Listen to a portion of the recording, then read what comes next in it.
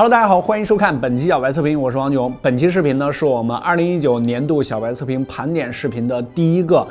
这一期呢我们带来的是2019年度旗舰性能大横评啊。之前在这个性能横评里边呢，我们主要都是针对处理器，比如说2017年度和2018年度的。这次的2019呢，我们不光加入这个处理器的性能，还加入了很多其他方面的这个性能的横评，更加丰富这个视频，让大家看起来呢也更加直观一些。2019年呢没几天就结束了，整个机圈呢在过往的这一年呢节奏更加的快了，相信关注的小伙伴应该都能感知到，几乎每个月呢都有好几台新机发布，各个品牌呢打的是非常的激烈。安卓这边呢，2020年骁龙的这一套新处理器呢也都发布了，但是呢，距离量产和商用呢还需要一段时间。这个765G 呢还得几天，865你真正买上手呢，更是要等到农历新年之后吧。OK， 那咱们就不废话了，不客观真体验，小白测评2019年度性能大横评，看看谁能问鼎2019年度性能最强旗舰。咱们马上开始。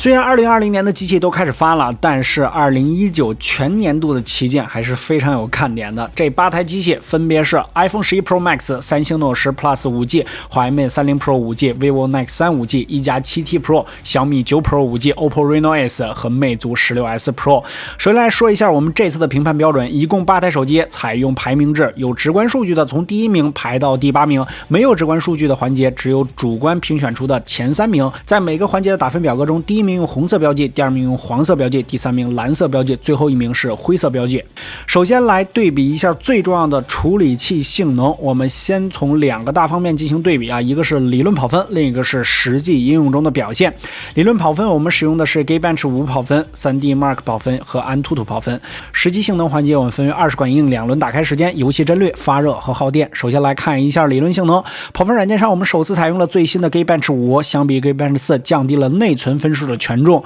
整体分数占比更加合理，也更符合日常使用中的实际性能表现，而且这次还增加了 GPU 的运算跑分。我们先来看一下 CPU 的成绩，苹果的 H3 单核1300多，多核3500多得分最高，然后是华为这边的麒麟990，多核3200多，领先一众85 Plus， 当然它发的也是最晚的，单核700多，倒是和85 Plus 都差不多。而5台85 Plus 的单核和多核呢没有什么太大区别三星 Note 10 Plus 5G 呢，由于它搭载的是855并不是 Plus， 所以自然跑分呢是最低的，但是也并没有低多少啊，毕竟只是一个小升级改款。在 Geekbench 5 GPU 的测试上面，先跟大家说一个情况，安卓上有 OpenCL 和 Welcome 2种测试标准，而 iPhone 上只有 Metal 1种测试标准。OpenCL 模式上 Mate 30 Pro 可以说一骑绝尘，4400多分的成绩，遥遥领先85 Plus 的2000多分。另外5台85 Plus 从最高的2700多到2400多不等，三星这边依然是最低的。Welcome 模式上依旧是华为最高2900多，另外5台85 Plus 都在2300多左右，三星依然是最低。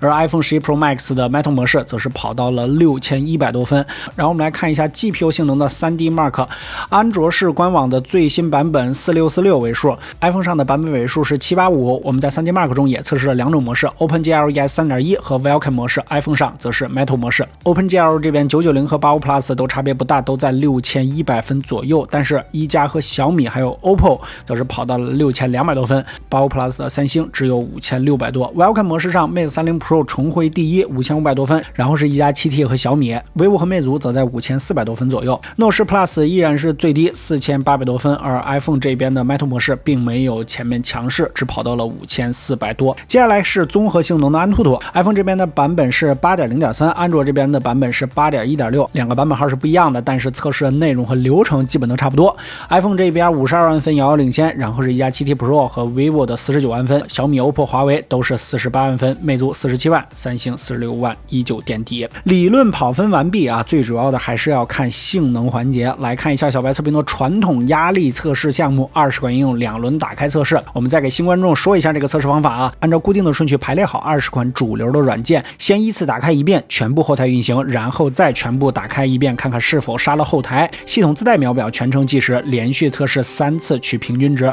注意，本项测试全部是人工手动测试测试过程中如果出现手误呢，本次测试的作废，重新开始。当然，毕竟是人工，还是会有些许误差。8台手机毕竟都是旗舰机啊，连续打开20款应用的速度都非常快。其中珠海小厂以3次平均89秒的成绩领先其他手机，然后是小米9 Pro 的90秒，相比以往的小米旗舰优化进步明显。然后是 iPhone 11 Pro Max 的92秒，虽然说不是最快的，但是给人的流畅度确实是最高的。然后是 OPPO 的93秒，华为的94秒。5G 的这个成绩相比于4G 版的不算太好，本以为最后一个是三星，没想到是 vivo 105秒。3次测试过程之中都杀死了7个后台，另外7台旗舰则是1个后台都没有杀死。接下来是和平精英的游戏实测，8台手机全部都调到 HDR 高清加极限最高画质，开启抗锯齿，关闭屏幕自动亮度，使用屏幕亮度测试仪全部手动调到三星 Note 10 Plus 所能调到的最高360尼特的亮度，关闭扬声器的声音，开启性能模式和游戏加速，同场景同时间观战海岛、雨林、沙漠、雪地地图。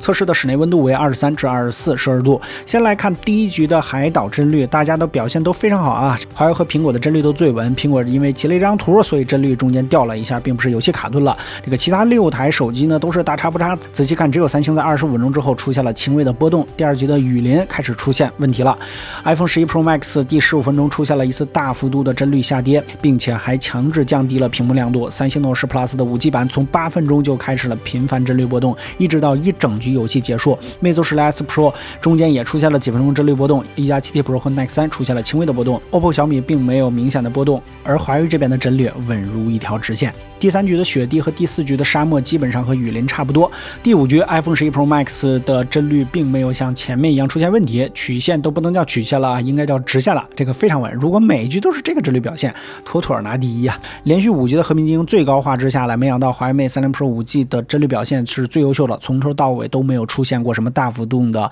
帧率波动。然后是 OPPO、小米和一加这3台手机也是非常优秀，连续5局只出现了小幅度的波动。然后是 Nex 3帧率波动稍微频繁一些，然后是魅族更加频繁一些。iPhone 中间3局都出现了严重的掉帧情况，最低都掉到了20多帧，这真的是万万没想到。由于处理器不同，最差的也就是三星了。来看一下耗电的情况啊，为了严谨，我们只统计了后面4局。华为 Mate 30 Pro 5G 耗电最少，4局耗电35%，排名第一。然后是 vivo 这边共耗电40%，排名第2。三星41%，排名第3。Ace 49%，排名最后。连续5局的发热情况，苹果和华为的正面温度最低，只有42.2摄氏度，但是苹果的背面温度是最高的，达到了47.5摄氏度。背面温度最低的是 Nex 3，只有41.6摄氏度。综合正反面来看 ，Mate 30 Pro 5G 的温控相对较好，一加 7T Pro 的发热较为明显。性能大环节对比完毕，我们来看一下截止到目前的排名表格。理论跑分方面 ，iPhone 的 A13毫无疑问是排名第一的，在 CPU 和 GPU 上得分最高的项目最多。第2是华为，第3是一众85 Plus 机型，85的三星自然是最后了。实际性能的对比环节，20款应用100秒以内的机型在日常使用之中的差别呢，其实都不大了。但是 Nex 3的优化呢有些差了，这个希望通过后期的系统升级来进行提升。在实际的游戏表现方面呢 ，Mate 30 Pro 的5G 综合帧率、稳定性、耗电、发热都是最优秀的啊。其实这一点呢，我们有些疑惑啊。一般情况下呢，帧率越稳越耗电，而5G 版呢是皮革的材质，其实更影响一些散热。只能说华为的优化确实做得相当好。游戏性能表现最差的环节是三星 Note 10 Plus 5G 和 Reno， 一个帧率表现不稳，一个耗电最多。上面的处理器性能环节对比的再详细，也只是一个单项性能。有的手机处理器性能调教的一般，但是其他方面都比较出色。咱们来看一看续航性能，也就是电池的优化水平。在现代生活中，电池耐不耐用是影响手机用的舒不舒服的最基础体验。首先是小白测评的3小时轻度续航测试，华为和 vivo 以3小时耗电20%的成绩位列8台手机中并列第一，苹果和小米还有 OPPO 耗电23%并列第2，魅族耗电25%第3，三星这边耗电29%倒数第一。这个测试比较符合平时上班工作的耗电情况，而5小时的重度续航测试在它基础上又增加了2个小时。华为这边共耗电55%，排名第一，然后是 vivo 耗电59%，排名第2。OPPO 这边64%，排名第3，一加 7T 78%，排名倒数第一。大家注意续航这一块呢，其实一加 7T Pro 是有天然劣势的啊。这个因为一加 7T Pro 的屏幕是2K 分辨率加90赫兹的刷新率，所以相同的情况下硬件肯定会更加耗电了。而 Note 10 Plus 只是2K 分辨率， Reno S 只是90赫兹的刷新率。电池耐不耐用，充电快慢也是影响很多人购买手机的因素。今年的手机充电速度之战格外激烈啊！去年的30瓦都已经很高了，结果今年30瓦就是旗舰机最低的了。今年风头最近的应该就是 OPPO 领衔的绿厂系了，65瓦的充电功率令其他厂商望尘莫及。然后是 Nex 3的44瓦，Mate 30 Pro 和小米9 Pro 的40瓦，一加 7T Pro 的30瓦，三星的25瓦。实际上，三星 Note 10 Plus 的官方还有个45瓦的充电器，但是需要自己额外购买，不随手机赠送。所以这里我们测的是原装的25瓦。然后是魅族祖传的24瓦。最后还有一个就是售价最高的 iPhone 11 Pro Max， 今年直接把充电器的功率提升到了18瓦，整整是上一代的3.6倍。我从未见过如此激进的产品，放眼整个世界手机发展史上都是一件非常罕见的事。我们先来看一下0%到100%的充电时间。OPPO 这边仅28分钟就充满了，日常使用中给我们的感觉就是快，非常快，很多次都是打算充一小会儿，结果一不留神就充满了。第二名是小米9 Pro 47分钟，第三名是 Nex 3 60分钟。iPhone 11 Pro Max 无疑是最慢的107分钟，也是8台旗舰中唯一一个破100的，充满1次 ，OPPO 这边都充满4次了。这个时候就有人疑惑了啊，为什么小米的40瓦比 vivo 的44瓦功率低，充电还更快呢？其实这个原理在之前的视频中我们就跟大家解释过啊，不过很多新观众可能不知道，我们再说一下。第一，小米9 Pro 的峰值充电功率时间更长，最高功率档位维持了15分钟，而 Nex 3仅在最高功率档位维持了5分钟不到，所以小米9 Pro 的前期就充入了更多的电量。第二，小米9 Pro 砍掉了缓慢的涓流充电环节，最后的充电功率直接从3瓦降到了0瓦，而其他手机都用了10几分钟或者几十分钟充电功率才缓慢降到了1瓦以下停止充电。小容量的电池能在更短的时间内把电量充到100%，所以只对比谁先充到100%，并不能完全反映出谁充入的电量最多。在日常生活中，往往有很多应急充电的场景，短时间内充入更多的电量，可能是大家更需要的。所以接下来我们对比的是半小时充入的电量和1小时充入的电量。半小时快充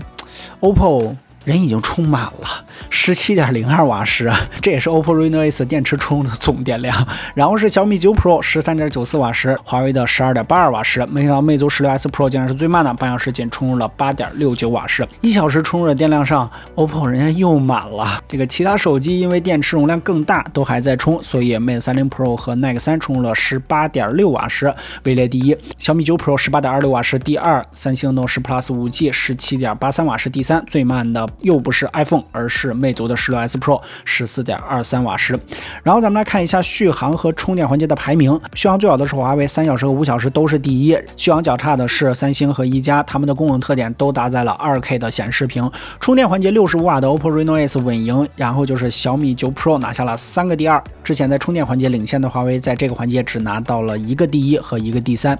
而从0到100%最慢的是 iPhone， 单位时间内充入电量最少的是魅族。特别注意，以上这些数据呢，大家都可以随时随地在小白测评微信公众号里面的小程序进行查看。我们设置了小白测评微信公众号数据库，你需要的时候随手拿出来查就可以了，赶紧扫码关注一下。有人说高功率无涓流充电更加伤手机伤电池，但是呢，在我们整个的测评过程之中，还有包括业界啊，其实都没有什么确凿的证据可以证明这一点。而且现在这个快充呢，也都是各家厂商积极发力的地方。实打实的说啊，这个快充呢真的是非常能够直接的让消费者就能感受到性能提升的这个地方，随手一插就充满了，这种感觉呢确实是非常好的。而且在手机上呢，充电和电池呢都是在安全性上非常重要的地方。不用我说，大家也都知道业界的这个前车之鉴啊，所以说整个厂商和业界呢对这个手机的电池、充电器这个安全性呢，这个警惕性都是非常高的。就连三星自己今年的旗舰呢也是提升了这个充电速度，所以说大家对这个快充啊、什么电池的安全性啊、什么寿命上啊，并不需要有太多的这个担心。最后我们再来进行一个之前并没有过的测试，双扬声器立体声效果测试。之前我们测试过扬声器，但是没办法测试立体声的效果。立体声在打游戏的时候还是非常有用的，尤其是吃鸡这种游戏。这次呢，正好我们购买了新设备，可以测试左右扬声器声音的大小一致性。先来跟大家说明一下，因为音乐是扬声器外放出来的，然后又经过我们的录音设备录音，再通过视频网络的压缩给大家展现出来，音质肯定会有一些损失，所以你在视频中听到的会和实际手机的外放效果会有些许差别。此环节强烈建议大家戴上耳机试听。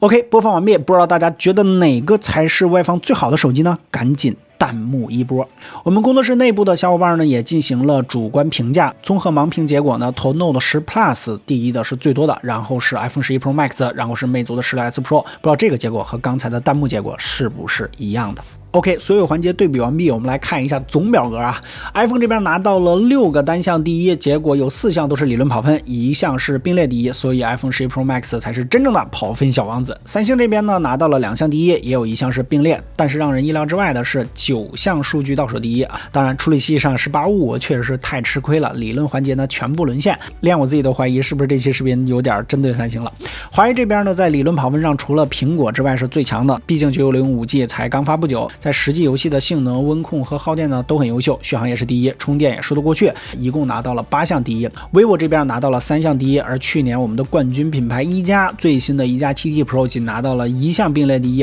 被 2K 加90赫兹屏幕拖累，拿了个5小时续航的倒数第一。小米9 Pro 得益于激进的充电策略，一共拿到了6项第二。OPPO 这边在充电方面绝对是第一的，但是在其他方面表现和小米9 Pro 差不多。最后一个是魅族，虽然是现在的小厂，但是在含金量几乎最高的20款硬2轮打开测试环节力压群雄，拿到了第1名，而且没有并列，让我们看到了小厂的坚持和优化。遗憾的是这个充电确实太拖后腿了，拿了2个倒数第一。最后的最后包含一些主观环节啊，我们评选的2019年度综合性能最强的机型是华为 Mate 30 Pro 5G 版，在处理器的性能和实际体验、电池续航以及充电方面一共夺得了8项第一。恰好今年在这个厂商上也发生了很多事儿啊，但是我们始终相信消费者的选择会战胜一切。而倒数第一呢，我们也并不能直接甩给三星，因为在这次测试之中，它的处理器呢确实是比人低半那的。Note 10 Plus 5G 每项跑分都是倒数第一，但是在20款硬2轮打开的时间和 iPhone 11 Pro Max 并列第3，还超过了跑分第2的 Mate 30 Pro 5G。所以说理论跑分并不能完全代表实际性能。